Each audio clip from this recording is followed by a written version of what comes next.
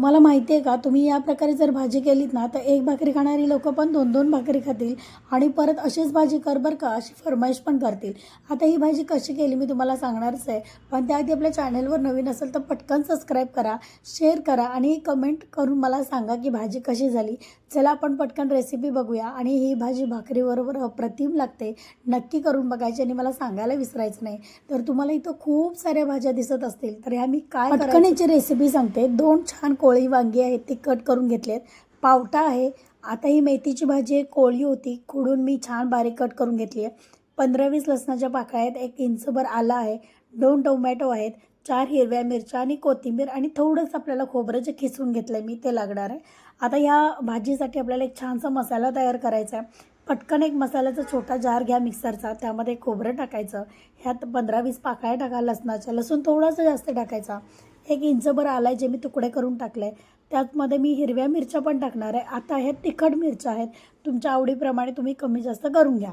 आता याचबरोबर ह्यामध्ये मी कोथिंबीर पण टाकणार आहे आणि एक छोटंसं असं मस्त हिरवं वाटण आपल्याला तयार करून घ्यायचं आहे. तर हे सगळं मी जारमध्ये ठेवलं आहे. आता पटकन आपण मिक्सर लावून घेऊया आणि मी तुम्हाला दाखवते छान अशी फाईन पेस्ट ह्याची तयार करून घ्यायची. बघू शकता छान असा मसाला वाटला गेला आहे.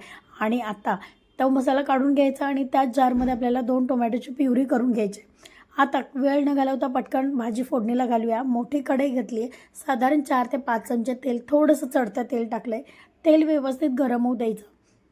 तुम्ही बघू शकता तेल छान गरम झाले. आता ह्यामध्ये मी जिरे टाकते. जिरे व्यवस्थित फुलू द्यायचे. जिरे फुललेत आता मी ह्यावर साधारण 1 ते 1.5 चमचा तीळ घातलेत. आता तुम्हाला माहिती आहे थंडीमध्ये तीळ वगैरे असले सगळे पदार्थ आपल्या शरीरात गेले की आपल्या आपोआपच एक गरमी आतमध्ये तयार होते शरीरामध्ये आणि आपल्या हेल्थसाठी पण खूप चांगलं असतं. त्यामुळे 1 चमचाभर तीळ आणि याचा जो फ्लेवर असतो तो तर ऑसमच लागतो. आता तीळ छान तडतडले, त्यावर कढीपत्ता घातला मी. कढीपत्ता जराशी थोडासा तेलावर परतला गेला की मग हे हिरवं वाटण घालायचं आणि आता हे तेलावर छान परतवून घ्यायचं आहे, कारण आपण खोबरं वगैरे भाजलेलं नाही आहे. ते तेलामध्येच आता आपल्याला इथे भाजायचं आहे, त्यामुळे 5-1 मिनटं लागू शकतात. व्यवस्थित हे तेला सुटेपर्यंत हा मसाला आपल्याला भाजून घ्यायचा आहे. तुम्ही बघू शकता बऱ्यापैकी याला तेल साईडला व्हायला लागलं, याचा अर्थ आपल्याला हा मसाला तयार झाला आहे भाजून. आता ह्यामध्ये आपण थोडे पावडर मसाले टाकूया. तर अर्धा चमचा मी हळद टाकली आहे, 1 मोठा चमचा मी लाल तिखट टाकले. आता हे तिखट नाही आहे, थोडं कलरसाठी, कारण तिखटासाठी मी हिरव्या मिरच्या वापरल्यात. आवडीनुसार तुमच्या तुम्ही ते कमी जास्त करा. 1 मोठा चमचा मी धने जिरे पूड टाकली आहे आणि आता ह्यावरच आपण ही टोमॅटोची पेस्ट टाकूया, म्हणजे छान परतली जाणार आणि त्याचा एक सुंदर फ्लेवर यामध्ये ॲड होतो. कच्चा टोमॅटो लागू नये म्हणून व्यवस्थित त्यामध्येच थोडंसं चमचाभर मीठ टाका. मिठामुळे टोमॅटोला छान पाणी सुटतं आणि जी कुकिंगची प्रोसेस आहे ती थोडी फास्ट होते. तर आता हे तेलावर आपण हे सगळे मसाले व्यवस्थित परतवून घेऊया. परत एकदा छान याला तेल सुटलं पाहिजे. त्याला एक 5-7 मिनटं लागू शकतात आणि तुम्ही बघू शकता छान याला तेल वरती आले, म्हणजे तरीसारखं असं झालं आहे. आणि आता ह्या स्टेजला आपण ह्यामध्ये मेथी ॲड करायची आहे. तर मेथी स्वच्छ धुवून मी बारीक कट केली होती, त्यामुळे ती शिजायला लवकर वेळ लागत नाही, खूप छान मुरते लवकर. आणि आता या मसाल्यामध्ये आपण ही मेथी व्यवस्थित परतवून घेऊया. एक 2 ते 3 मिनटात तुम्ही बघू मेथी छान मऊ झाली आणि त्या मसाल्यांबरोबर छान कोट झाली. तर त्याला छान तेल सुटू द्या. अजून एक 2-3 मिनटं आपण परतवून घेऊया व्यवस्थित, कारण मेथीचा जो कच्चा फ्लेवर असतो तो कमी होईल आणि त्या मसाल्यांबरोबर छान ती कोट होईल. आता 5-1 मिनटं झाले, तुम्ही बघू शकता छान मऊ मेथी झाली आहे. आता ह्यामध्ये आपण हे पावटे जे सोलून ठेवले होते ते टाकूया.